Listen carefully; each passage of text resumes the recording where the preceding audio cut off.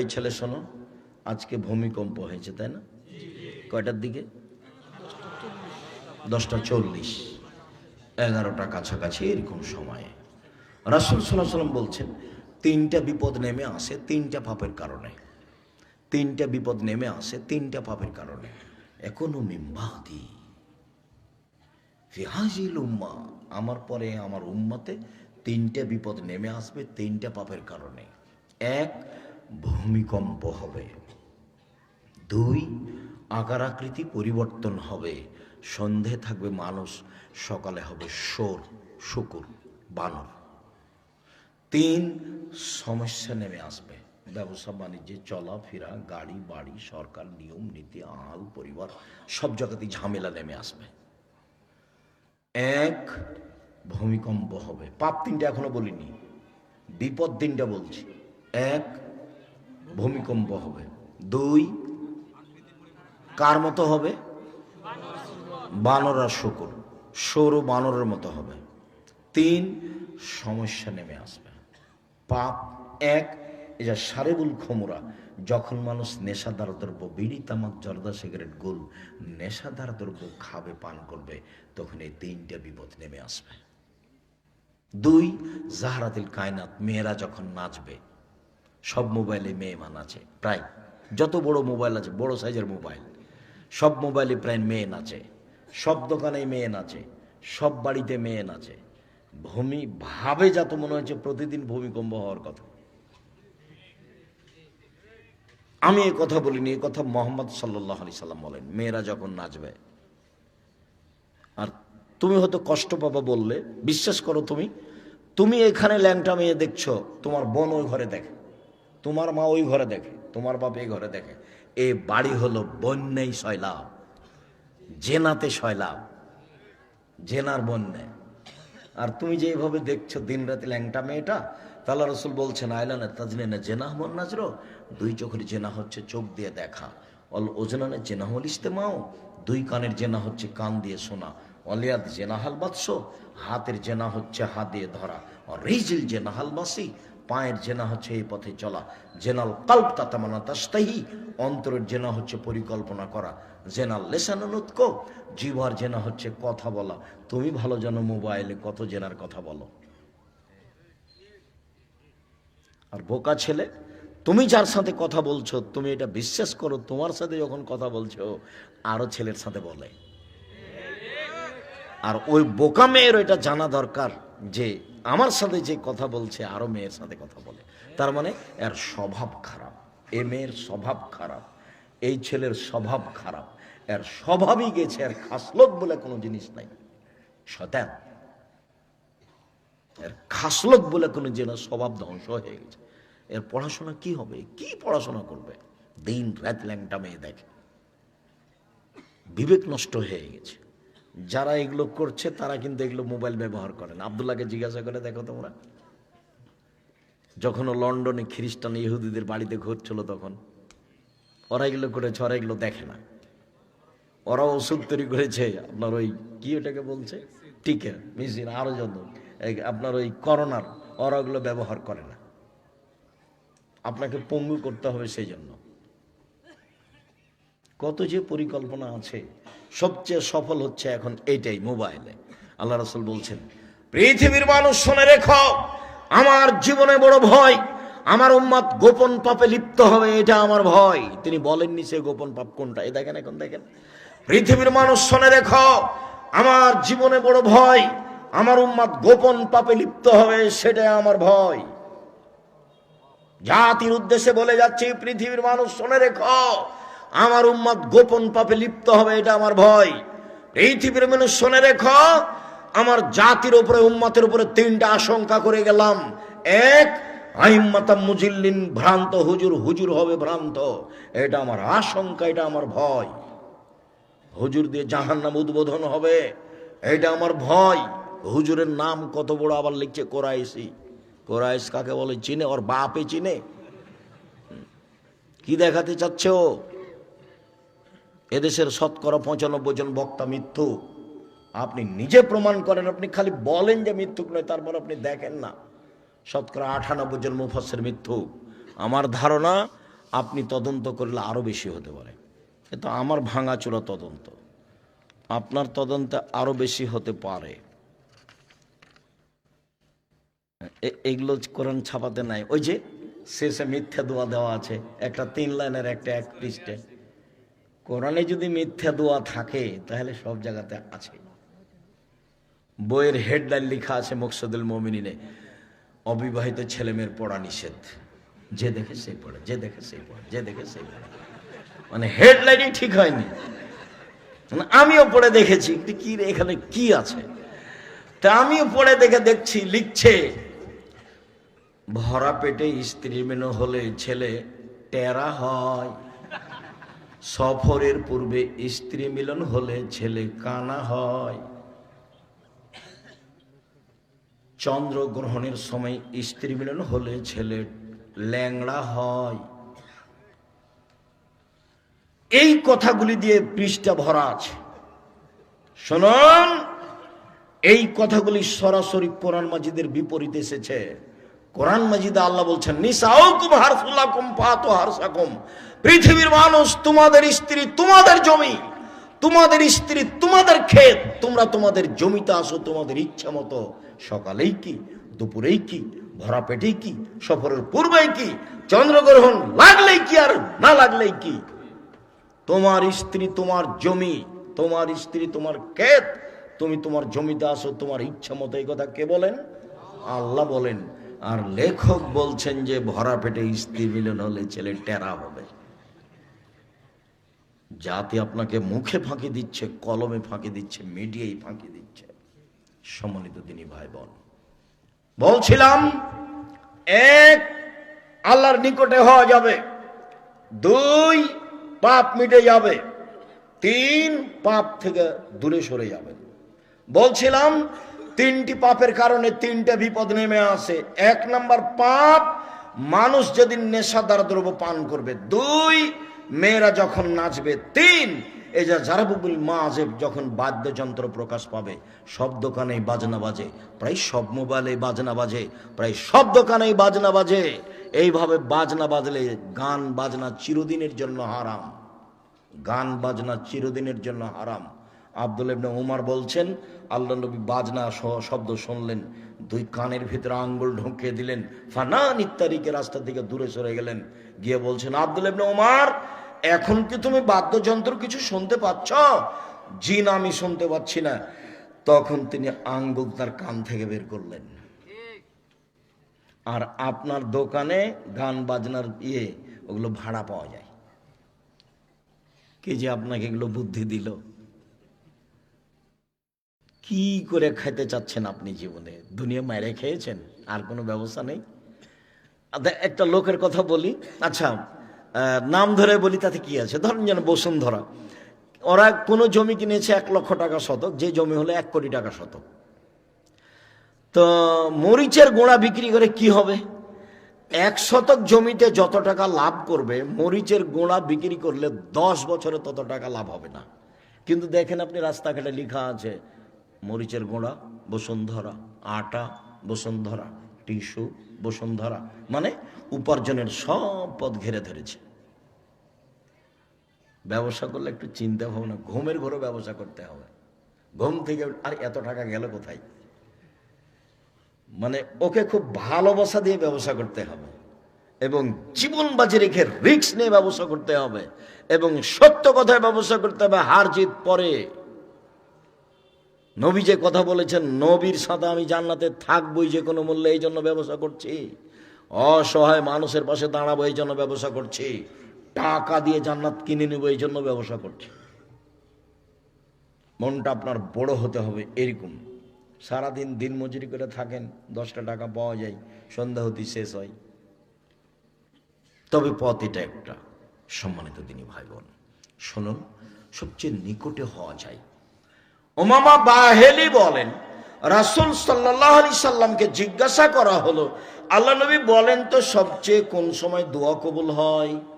তখন আল্লাহ রাসূল বললেন, রাতের 3 ভাগের 2 ভাগ পার হওয়ার পরে মানুষের দোয়া বেশি কবুল হয়।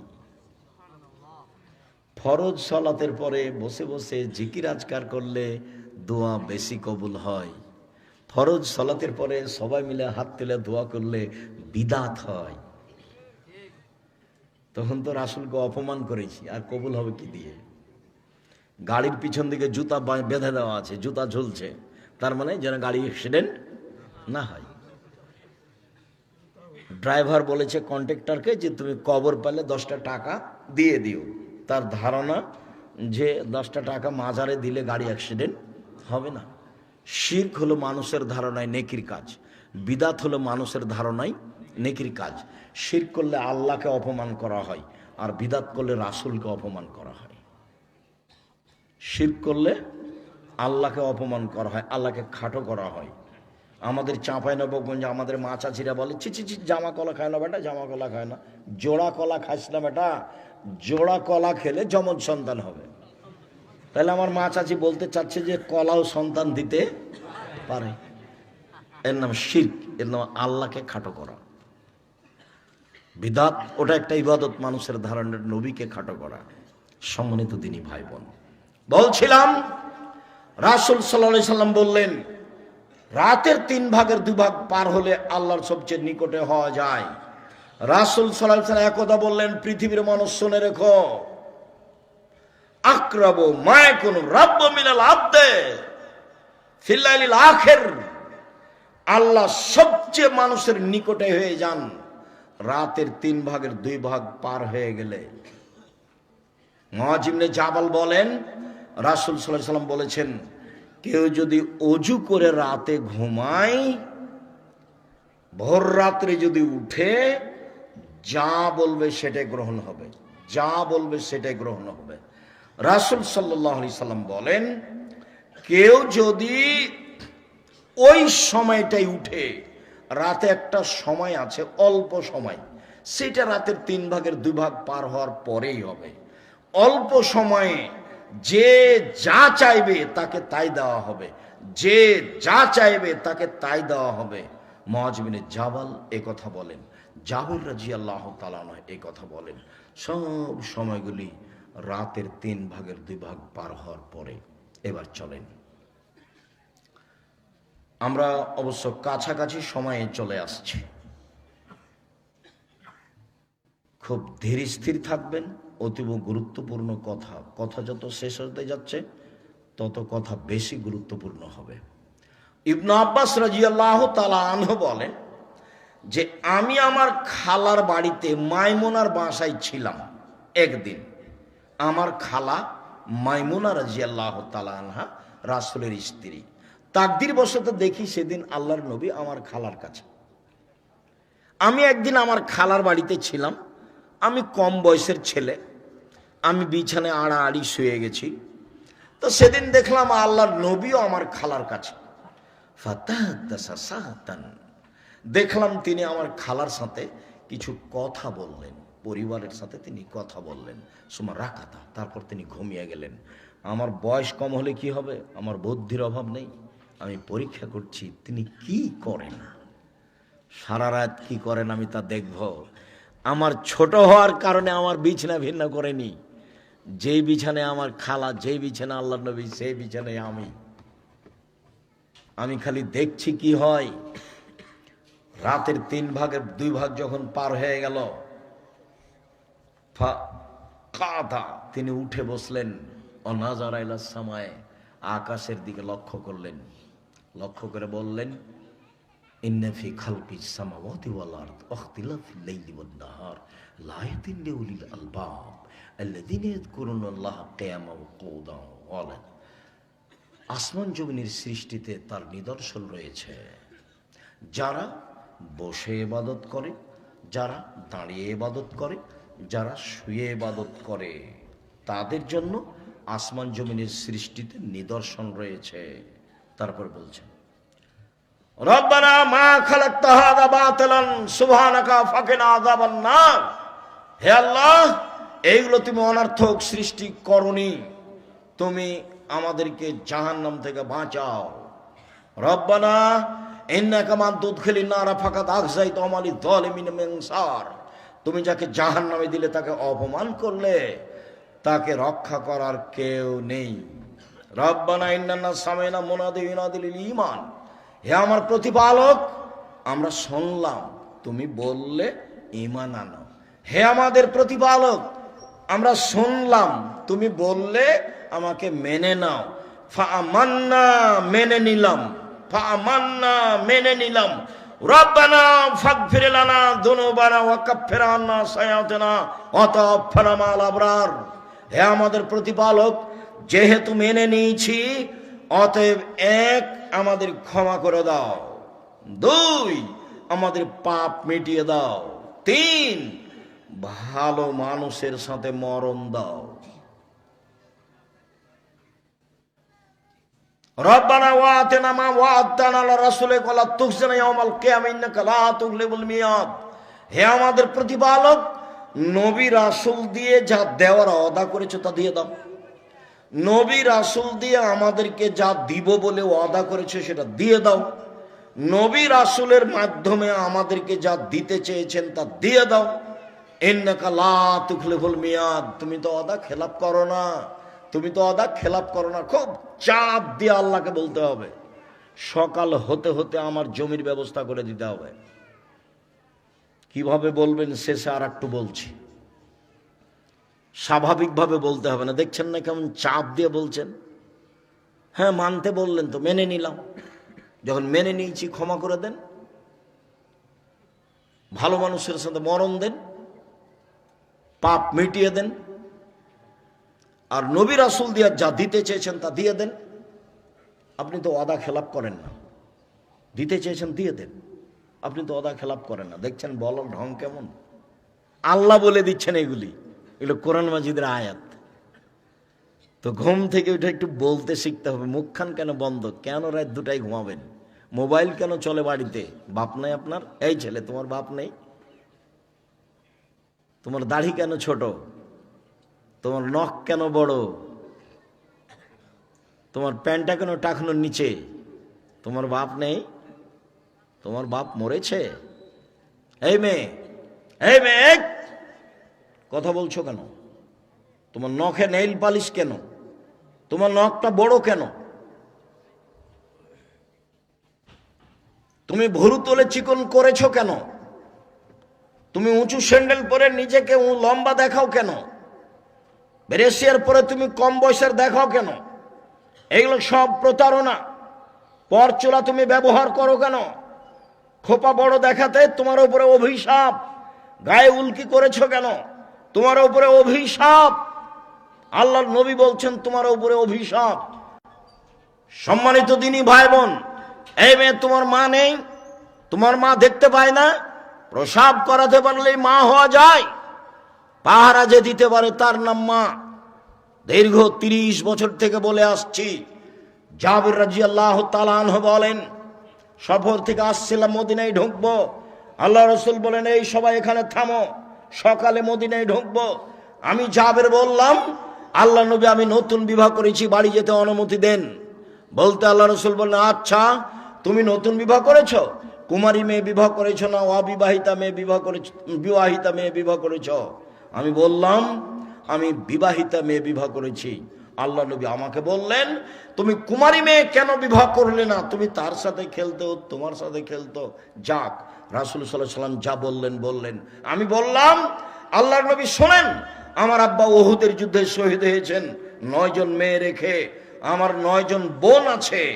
আক্রাহনা তাযাওয়াজা মিসলাহুন্না, তাদের মতো কম বয়সের মেয়ে আমি বিবাহ করতে চাইনি 4টা কারণে। আল্লাহ রাসূল, আমার আব্বা শহীদ হয়েছেন উহুদের যুদ্ধে 9 জন মেয়ে রেখে। আমার 9 জন বোন আছে। আমার বোনদের সমবয়সের মেয়ে আমি বিবাহ করতে চাইনি 4টা কারণে।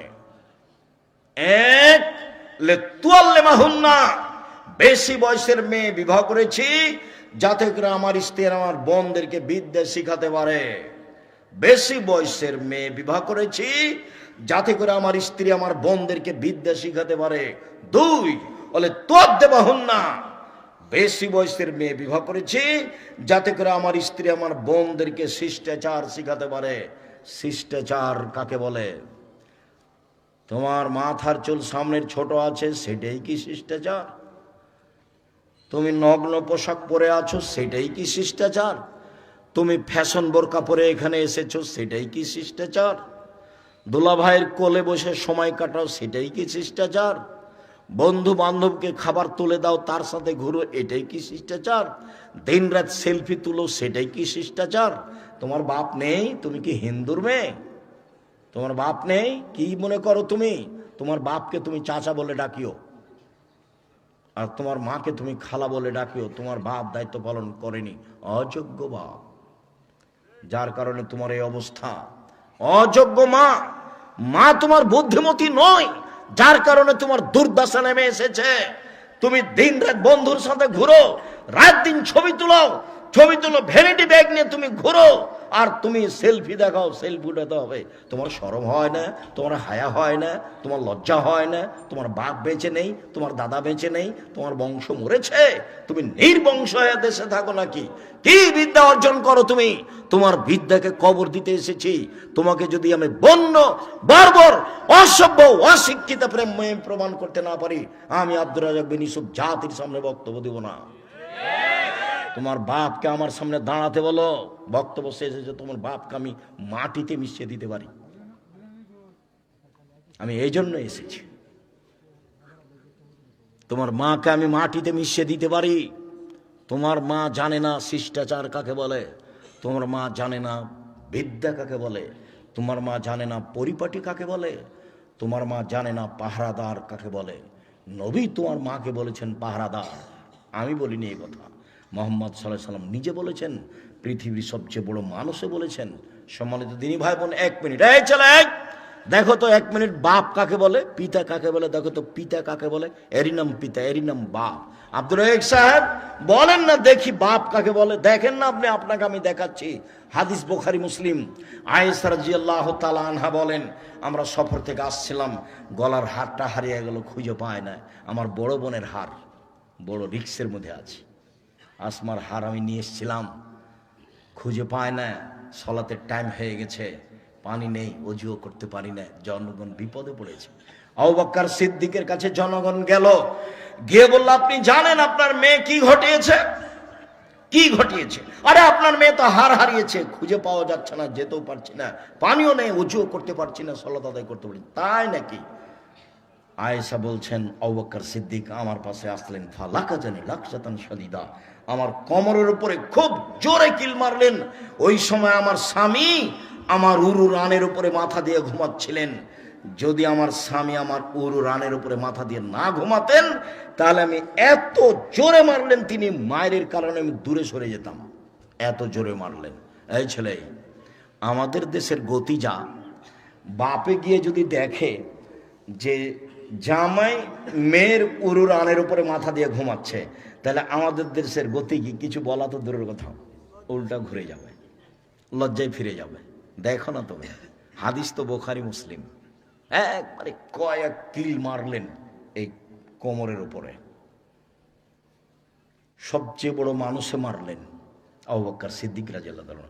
আদম থেকে নিয়ে কিয়ামত পর্যন্ত যত নবী রাসূল ব্যতীত যত মানুষ এসেছে, সবার চেয়ে দামি। নবী রাসূল ব্যতীত সবার চেয়ে দামি। আর যাকে মারলেন তিনি হলেন আয়েশা, পৃথিবীতে সবচেয়ে দামি মহিলা। হাওয়া থেকে নিয়ে কিয়ামত পর্যন্ত যত মহিলা এসেছে, যত মহিলা আসবে, যত মহিলা আছে, সবার চেয়ে দামি।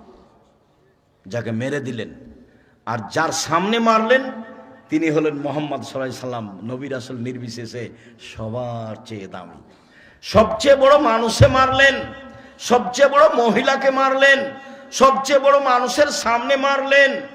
বিবাহদারী মেয়েকে মারলেন। বিবাহদারী বুঝেন আপনারা? বিবাহদারী মেয়েকে মারলেন, পূর্ণ যুবতী মেয়েকে মারলেন, হাত দিয়ে মারলেন, খোলা মাঠে মারলেন, 1400 মানুষের সামনে মারলেন। সবচেয়ে বড় মানুষে মারলেন, সবচেয়ে বড় মহিলাকে মারলেন, সবচেয়ে বড় মানুষের সামনে মারলেন। বিবাহদারী মেয়েকে মারলেন, পূর্ণ যুবতী মেয়েকে মারলেন, জামাইয়ের সামনে মারলেন, দিন দুপুরে মারলেন, খোলা মাঠে মারলেন, প্রায় 1400 মানুষের সামনে মারলেন। এত বড় বাপে এত বড় বেটিকে এত বড় মানুষের সামনে মেরে দিলেন। ভুল কি কোথায় হার হারিয়ে গেছে খেয়াল করতে পারেনি, সেই জন্য। আর আপনার মেয়েটা নখে নেইল পালিশ দিয়ে বাজারে বাজারে ঘুরে আর সেলফি তুলে বেড়ায়, আপনি তাকে ধমক দিতে পারেন না। আপনি আবার বাপ, আপনার মতো বাপ বেঁচে থাকার চেয়ে মরে যাওয়া ভালো। আপনার মতো বাপ আমি চাইনি। আলহামদুলিল্লাহ জামিয়া সালাফিয়া আছে আপনার ছেলে মেয়েকে লালন পালন করার জন্য। কালকে যদি 500 ছেলে মেয়ে যায় জামিয়া সালাফিয়াই, সমস্যা হবে না লালন পালন করার, যারা ইয়েতিম ইনশাল্লাহ। সে ব্যবস্থা আল্লাহ করে রেখেছে, তার নাম জামিয়া সালাফিয়া। এদেশের শিরক মুক্ত প্রতিষ্ঠান জামিয়া সালাফিয়া, বিদআত মুক্ত প্রতিষ্ঠান জামিয়া সালাফিয়া, হিংসা মুক্ত প্রতিষ্ঠান জামিয়া সালাফিয়া, দল মুক্ত প্রতিষ্ঠান জামিয়া সালাফিয়া, সংগঠন মুক্ত প্রতিষ্ঠান জামিয়া সালাফিয়া, দেশের সর্ববৃহৎ প্রতিষ্ঠান জামিয়া সালাফিয়া। আয়তনে, শিক্ষক সংখ্যায়, ছাত্র সংখ্যায়, পরিস্থিতিতে সার্বিক দিক দিয়ে সর্বোচ্চ স্থানে আছে জামিয়া সালাফিয়া। আপনি বেঁচে না থাকলে আপনার ছেলে মেয়েকে যে কোনো মূল্যে ভালো থেকে ভালো শিক্ষা দিব ইনশাল্লাহ, প্রস্তুত হয়ে আছে, মনে কিছু নেবেন না। তবে আপনার বেঁচে থাকাই চাই। বেঁচে থাকতে চান এভাবে পুরুষ হয়ে, চোখ যেভাবে ঘুরে বউ সেভাবে চাঁদ থাকে, তার নাম স্বামী। চোখ যেভাবে ঘুরে বউ সেভাবে চলে, তার নাম স্বামী। কথার 19 বিষয় না, তার নাম বাপ। এভাবে কেন? কাপড় এভাবে পরে আছে কেন? পিঠের চামড়া তুলে দেবো, তার নাম বাপ। এটা এখানে মেরে দিলেন। আপনার মেয়ে কি তার কাছে? সারা পৃথিবীর মহিলার সবার চেয়ে দামি, তার নাম আয়েশা রাদিয়াল্লাহু তাআলা। আপনার মেয়ে কি এমন দাম রাখে? কয় পয়সা পড়েছে? ওর সাথে সেলফি তুলে বেড়ায়। ওর কাছে কে বলেছে বুদ্ধি আছে? এই ছেলে, তুমি কি মনে করো তার কাছে কি বিদ্যা আছে বলো তো? কি বিদ্যা আছে? একবার দুলা ভাইয়ের সাথে তোলে, একবার বন্ধুর সাথে সেলফি তোলে, একবার তোমার সাথে তোলে, একবার তোমার বাপের সাথে তোলে, একবার তোমার মায়ের সাথে তোলে। সবাই যে পশু প্রাণী, গরু ছাগল মনে হচ্ছে। বুঝে না ওরা, অন্তর আছে বুঝে না, দেখেও দেখে না ওরা, চক্ষু আছে দেখে না, শোনেও শোনে না ওরা, কান আছে শোনে না। উলায়েকা কাল আনাম, তারা পশু প্রাণীর মতো, তারা গরু ছাগলের মতো, তারা কুকুর শিলের মতো। সম্মানিত দিনী ভাই বোন, উঠে আরো কিছু বলতে পারেন। আজকের শেষের দিকে চলে এসে অন্তত 2 রাকাত সালাত, 8 রাকাত না পারলে অন্তত 2 রাকাত। স্ত্রীকে জাগিয়ে রাতে 2 রাকাত সালাত আদায় করেন, সুন্দর করে ওযু করে। যারা আল্লাহকে ডাকে ওদের একটা তালিকা আছে, আপনাদের স্বামী স্ত্রীর নামটা সে তালিকায় লিখে দেওয়া হবে। কুতুবা মিনাত যাকিরিনা যাকিরাত। ভুল করিয়েন না, যে কোনো মেলে রাত 10টায় শুয়ে যেতে হবে, বাড়িতে কারফু জারি থাকবে, প্রেসিডেন্ট আইয়ুবের মাশাআল্লাহ জারি থাকবে, 10টার মধ্যে ঘুমাতেই হবে যে কোনো মূল্যে। পড়াশোনা যারা করছে, টিভি বন্ধ আজ থেকে, বাড়িতে কারফু জারি আছে, 10টায় ঘুমিয়ে যেতে হবে। ছেলে মেয়ে বাইরে আড্ডা পিটে আসবে, চামড়া তুলে দেবো একবারে। কি মনে করো তুমি? দোকানে বসেছিলে কেন? চিল্লাচিল্লি করো কেন? কিসের নির্বাচন দেখাও তুমি? কিসের নির্বাচন দেখাও তুমি? তুমি তো দেখলে জুলুমের ফল কি 45 মিনিট। জুলুমের ফল 45 মিনিট, ফেরাউনের কয়েক মিনিট, আর আদ সামুদ মিনিটই পায়নি, হঠাৎ শেষ। আদ সামুদ ওরা মিনিটই পায়নি। যার যত জুলুম বেশি তার ধ্বংসের সময় তত কম। আদ সামুদ মিনিট পায়নি, দেখতেই নাই। আর ফেরাউন কয়েক মিনিট, এ ডুবলো মূল্য 2-1 মিনিট হতে পারে। জুলুমবাজি করে, ক্ষমতা দেখিয়ে, দলীয় দাপট দেখিয়ে, মানুষের মান সম্মান হানি করে, মানুষকে জেল হাজতে দিয়ে সফলতা অর্জন করার চেষ্টা করিও না। ভুল হিসাব। এর জন্য তোমাকে অপমান হতে হবে নিশ্চিত। মানুষের পিছনে পড়ো না, ধন্না ধরে মানুষের পিছনে দৌড়ায়ও না। ভুল হিসাব তোমার। এই ছেলে, নিজে উপার্জন করো, নিজে খাও, ভালো করে ভালো মেধায় পড়াশোনা করো। মোবাইল বড়টা তোমার হাত থেকে বাতিল। জামিয়া সালাফিয়া চলে কি ওটা মোবাইল গো, যেটা টিপলে বাটন মোবাইল, জামিয়া সালাফিয়া চলে। 40 লাখ টাকা বেতন লাগে, তবুও রিং হলে খালি আমি অন করতে পারি। রিং হলে কি করতে পারি? অন করতে পারি। বহুদিন আপনি বলেছেন আপনার সাহেব নামটা একটু সেভ করে রাখেন, কিন্তু কি করি আমি যে পারি না, যার কারণে আমার আপনার নামটা আমি সেভ করে রাখিনি। আমি আব্দুল্লাহর নাম্বার আপনি জানতে চান, তখন আমি বলতে পারি না। আব্দুল্লাহর নাম্বার আমার জানা নাই, খালি আব্দুল্লাহর মায়ের নাম্বারটা জানা আছে, ছেঁচড়া মেচড়া করে কোনো রকম করে। সম্মানিত দিনী ভাই বোন, যেটা আপনার ক্ষতি করছে সেটা আপনি ছেড়ে দেন। আপনি আপনার দিনী ভাই, আপনাকে আমি ভালোবাসি, আপনার ছেলে মেয়েকে ভালোবাসি, আমি আপনার আহাল পরিবারকে ভালোবাসি। এসব প্রতিষ্ঠান জনগণের পয়সাই চলে, এসব প্রতিষ্ঠানকে মূল্যায়ন করবেন, কেউ খালি যাবেন না।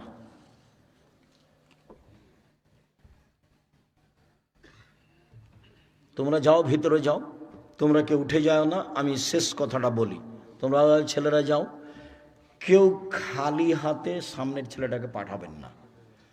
500 টাকা হোক, 200 টাকা হোক, 50 টাকা হোক, 10 টাকা হোক, মানে প্রত্যেক দিন সকালে 2 জন ফেরেশতা নেমে আসে। একজন বলে যে যতটুকু দিল তুমি তার ততটুকু পূর্ণ করে দাও, আর যে যতটুকু দিল না তুমি তার ততটুকু ক্ষতি করে দাও। তো যখনই আমি জামিয়া সালাফের জন্য সহযোগিতার কথা বলি জামিয়া সালাফে, তখন আমি আগে নিজেরটা দিয়ে শুরু করি। যাই 10 টাকা দিই, আমি তো কিছু রুজি করি, ভাঙাচোরা টুটা ফাটা, সেখান থেকে দিয়েই শুরু করি। সম্মানিত দিনী ভাই বোন, যারা আপনারা এখানে আছেন স্টেজ সহ মাঠে, কেউ বঞ্চিত থাকবে না। 200-500 আমি শেষের কথাটা বলবো, সেটা হলো কিভাবে আল্লাহর কাছে চাইবো, সেটা শেষে চলে এসেছি। আর যাওয়ার সময় ওই আব্দুল্লাহর বই আছে, আল্লাহর পথে যাত্রা, নতুন যেটা বই বের হয়েছে। আর রাসূল সাল্লাল্লাহু আলাইহি সাল্লাম দেখতে কেমন ছিলেন, ওটা আব্দুর রহিমের। আর উপদেশ বই আছে, যা কিছু বক্তব্য দিই সব উপদেশে আছে। আর যদি নামাজ শিক্ষা বইটা থাকে আমার, আমি চেষ্টা করেছি মানুষ হিসাবে হুবাহু রাসূলের কথা দিয়ে সালাত শিক্ষা, নামাজ শিক্ষা, কোনো জায়গাতে নিজের একটা বাক্য পরিকল্পনা আমি নিজে কিছু করিনি। আর আল ইতিসাম পত্রিকা 50টা প্রশ্নের উত্তর থাকে, কেউ ছেড়ে যাবেন না। আর এই ছেলে ধীরে হাঁটো, দৌড়াচ্ছ কেন তুমি? আপনার কাছে 10 টাকা না থাকলে কারোর কাছে নিয়ে দিবেন। আর আমি 10 টাকা বলি, 10 টাকায় দিবেন এটা নয়, এখনই গিয়ে তো আপনি বসলে 50-100 টাকা খরচ হবে। তো মনটা বড় করে দিবেন। মেয়েদের ওখানে যারা আছেন আপনারা, এই মেয়েরা শোনো, তোমরা উঠো, তোমরা মেয়েদের মহিলাদের কাছে যাও,